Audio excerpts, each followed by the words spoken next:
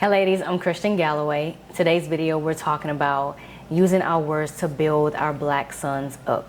All right, so for the past month or so, God has been putting this, kind of feels like a weight for me to speak on this.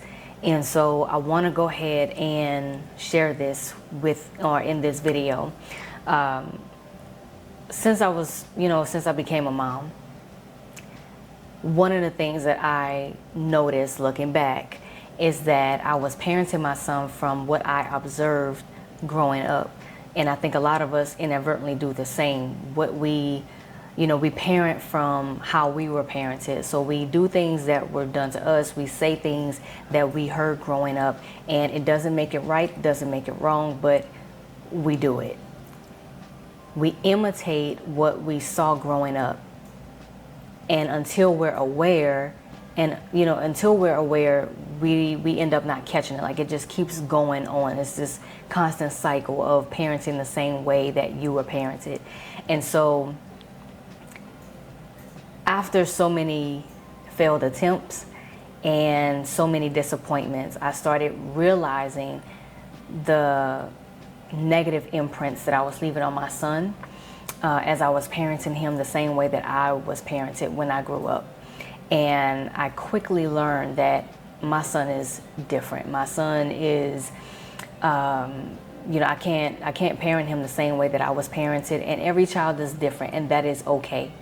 So I have a military background. I also grew up in a home where my dad is a veteran.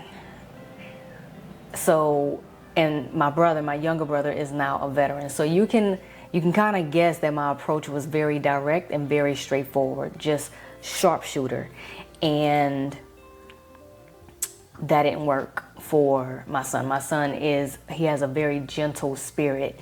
And so having a very direct and straightforward approach impacted him in a very negative way. I can tell in his demeanor, I can tell in how he would talk, I can tell in his confidence. Like, you know your child, so you know when things are getting to them in a positive way and when things are getting to them in a negative way, right? I learned how to change my language. I didn't want to continue harming him with my words. I didn't want to continue harming him with my delivery.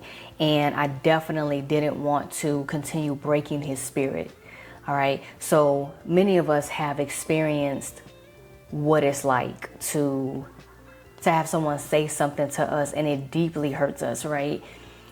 But depending on how we handle those words, whether you accept those words or whether you just try to brush it off and ignore it, try to dismiss it, it still has the potential to shape our future and even our decision making.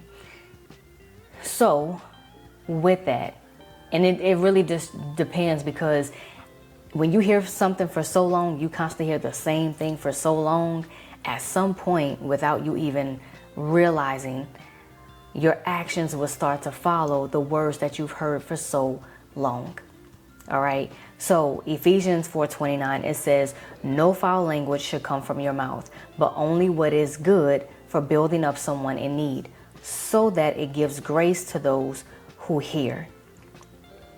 So I'll give a quick example, little story time.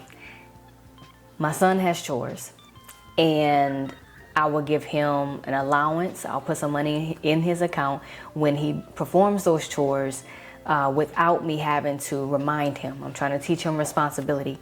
So one of his chores is to load and unload the dishwasher. Now, I'm real big on making sure that the dishwasher is ran at nighttime, because number one, I don't like dishes in the sink. It makes me feel like the kitchen is dirty.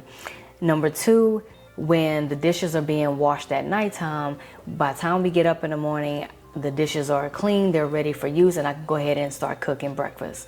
All right. So one particular morning, I got up and I noticed that there were still dishes in the sink. And I went ahead and I told my son, I said, "Hey," I said, "Jabari, the dishes are still in the sink. I still see dishes in the sink." And he just got quiet. And I said, "What happened?" And he's like, I forgot. I said, okay. Now, I'm going to put a pin in it right here, because there were two ways that it could have been handled. In the past, I would get upset and I would start yelling and make him do the dishes, right? And this this time around, because God has been working on me for some years now, and I thank God for it, but I can now practice self-control. I can, say, okay, so who are you? This is something that God has taught me. I go over my son's identity with him. Who are you in Christ Jesus? And this is one of the questions that has really helped us in so many ways. Instead of raising my voice, instead of getting upset, anybody can raise their voice, right? But that's not practicing self-control. So one of the things that I've asked him when I see that his actions are not according to what I expect from him, because I know who he is, and I expect the best from him, I asked him, who are you? And he started going down the pinpoints. We're talking about his identity in Christ. When he gets to the pinpoint of, I'm a man of integrity, my next question is, are your actions aligning with who you say you are? Are your actions aligning with who you say you are? I asked him, I said, what does integrity mean? He says, it means that you're doing what's right even when you think no one is watching. I said, okay, are your actions aligning with who you say you are? And he thought about it and he said, no, I'm getting ready to do it. So he went ahead and did the dishes. Now, I did explain to him that he was not getting paid. There's still consequences, but he's still not getting paid because he didn't, do his chores without me having to remind him. Because again, I'm still teaching him responsibility. All right. My goal is for my son to always look at, okay, are my actions aligning up with who I say I am? That's my goal. I don't have to break his spirit. I don't have to raise my voice. I don't have to tear him down with certain words. And another thing that I want to point out is that either way, the dishes would have gotten done. In the past, I could have made him do the dishes. This time around, he was still going to get the dishes done. But the difference is, I was risking by me getting upset and yelling at him. That was me risking, because if I'm upset, then words of frustration are going to come out, words of disappointment are going to come out, and it's going to hit him hard. All right, and it's going to mess up his perception of who he is. So either way, the dishes would have gotten done. It's all about the words that we use, and it's about our delivery, how we say it, how we convey the message that we want to share. If I can have a moment and just be honest with you,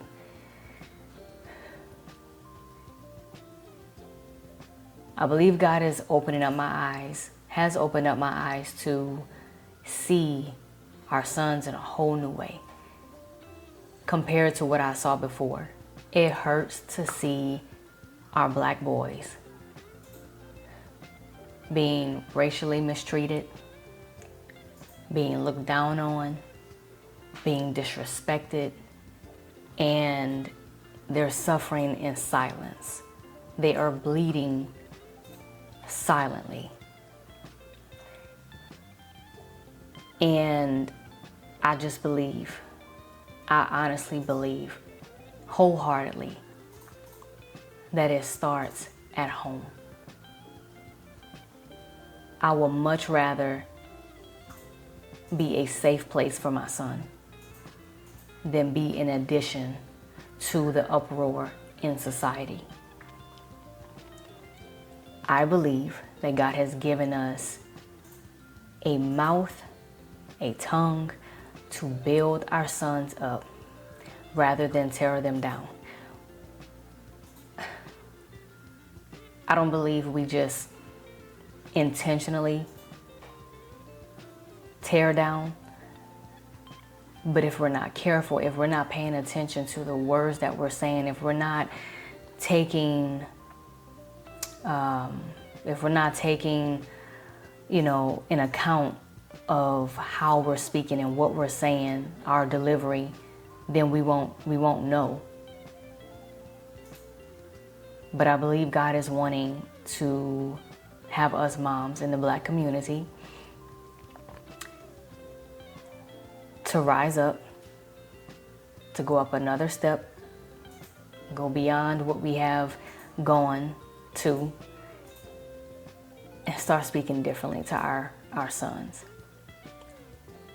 We see the impact that it has when we don't speak life into our sons, when we don't speak to them in a way that lets them know that they are valued, that they are valuable, that they are royalty, that they are loved, that they have a place, a safe place to come, that they are covered. A place where they can trust. We see what the impact is when they feel like they don't have that. And we see it in how they carry themselves. We see it in how they talk to one another. We see it in the treatment that they just sit back and receive. We see it in the way that they talk. We see it in how they grow up as a grown man. I just believe it starts at home. And I believe that God has given us the power and authority, to speak life into our sons, to make a change for them. Something that, this is not a blaming session or pointing the finger or to make anybody feel bad, because I had to start somewhere. I've shared my story on here before. But where I am now, I just see God doing something new. He's wanting to do something new. And if we can, it's not about perfectionism. Let me say that. It's not about perfectionism, but it is about being perfected. It's a daily walk. It's a daily decision. It's a daily, decision of being intentional about the words that we use and how we use them, on how we conduct ourselves as the moms, to speak life into our sons, into nurturing them and then helping them grow up as much as we know how, right? I remember there was some years ago I was asking God, I said, I feel like you're calling me to do something that I don't really have a blueprint for. But I was holding the hand of the one who creates the blueprint, God. And so if you just partner with God, if you call on him and ask him for help, let me tell you something. Prayer works. It works. I promise you it works. You're looking at somebody who is a product of prayer. It works. If you partner with God and you call out to God, he's going to answer you. If you allow him to, he will change you. If you allow him to open up your eyes and help you to see how those negative words are impacting your son, he will open up your eyes, not to make you feel condemned or anything, but he will do it. If you allow him to, he will do it so that he can change you, so you can see, this is how I'm making my son feel. I want to change. I want to become better so that I can parent my son from from a healed version of me, and maybe not the traumatized version, right? But if you allow God to, he will help you. I know it. If God did it for me, he can and will do it for you. Parenting is not easy. It is not easy, all right? And the more I parent, the more grace I have for my parents when they parented all of us, all right? Especially me, because I had a mouthpiece, all right? So I'm just sharing this with you in hopes that it brings you hope, all right? Don't forget to like, comment, subscribe. Go ahead and comment down below on what steps you're wanting to take, right? We're in this together. You're not in this alone. Go ahead and type out what kind of steps you plan on taking, where you are in the process, what you've learned about it. Go ahead and drop it down in the comments. And don't forget to like. Please don't forget to share this video with another mom. And that's all I have for y'all today. So I hope and pray that y'all have an amazing weekend, and I will see y'all in the next video.